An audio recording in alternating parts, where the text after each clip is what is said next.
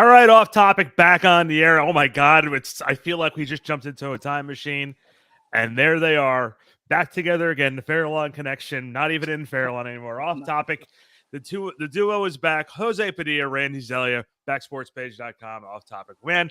And Jose, it is a pleasure to see you, and I mean that. Some people will usually say that, and it's not being true, but. You and I, a long time ago in a galaxy far, far away, I always had the vision of doing a show, and now that Back Sports Page is sort of rocking and going at full throttle, it feels good to sort of be back with you doing this, and it feels like it's the right way to do it. And I always tell people when you and I are on the air together, sometimes it's better that we don't even discuss what we're going to talk about. We just go. Very true. So first off, how are you, my friend? It's good to see you. I'm good. On a personal note, as you know, I just got over having COVID. Not fun, but it wasn't terrible. It's just one of those things you have to deal with. I actually only missed 7 hours of work because I was working from home. I actually worked from home this weekend because it's our month end for my company. So, they can tell you all you want, but you know what? If you're still alive, you have to work. Get on that computer somehow. make it happen, baby. Make it happen. Now let's give a little bit. Let's give a little a background real quick to us. You and I have been friends for a long time, and and we both are very passionate about sports. There's more times that I will admit that you were right, and there is more times I'm sure that you would ever admit that I was right. So there's very few times where you do think that I'm right, and then even when I am right, you still find a way to poke a hole in it, and that's okay. So, but that's what I do, man. I'm the poker. Yeah. So the way we're gonna be running this show is you and I are gonna be going back and forth with topics that are obviously going on. We're gonna be on fairly consistent, starting when I get back from Spain, which will be the 15th, and then we're going to have guests on.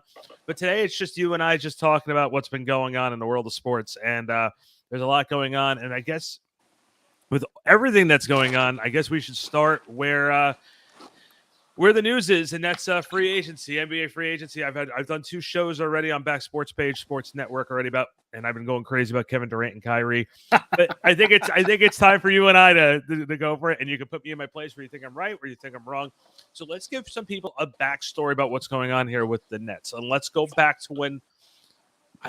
I mean, how far back do you want to go with this? I mean, well, you can just as easily go back to when they both signed, but I think that would be too far back because that part of the story is sort of dead. I think we should go back to the elimination of Game 4 of the Nets after the Celtics series.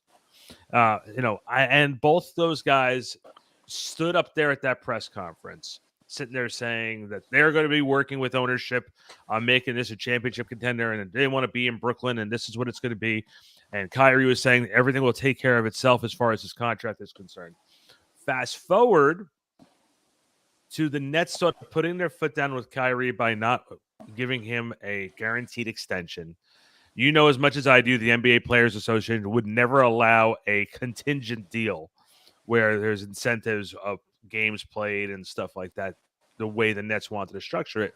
So in their own way, the Nets put their foot down with Kyrie Irving and said, hey, if you feel that you can go out and find a sign and trade, go to it, brother.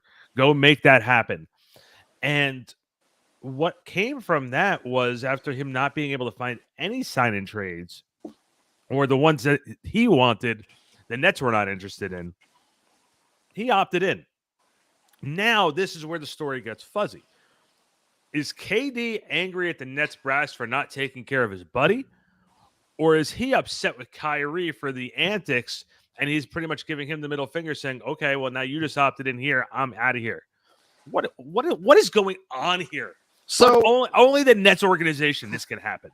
No, just, if this was the Knicks, forget it. Everyone be talking about this was a predetermined to happen. So let me just tell you, because you're not the only one with connections.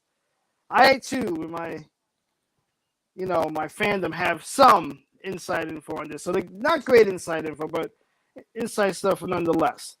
So it was brought to my attention from, I don't know if you know him personally, but he was at my wedding. So you were at least there. You may not know him personally, but he's a guy who is very connected with his line of work. He had passed along a story to me about this whole situation.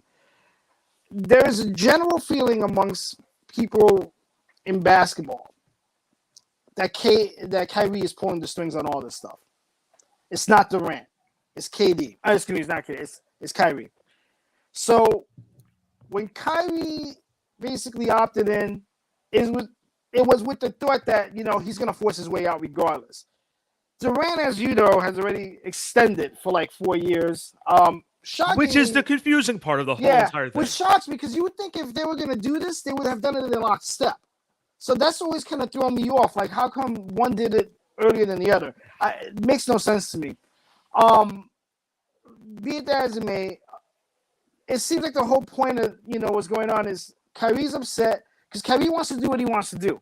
And I don't care what anyone says. To me personally, Kyrie does not care about basketball. He's good at basketball. It's not his first priority. It may not even be his fifth priority. And I jokingly said to people at my job that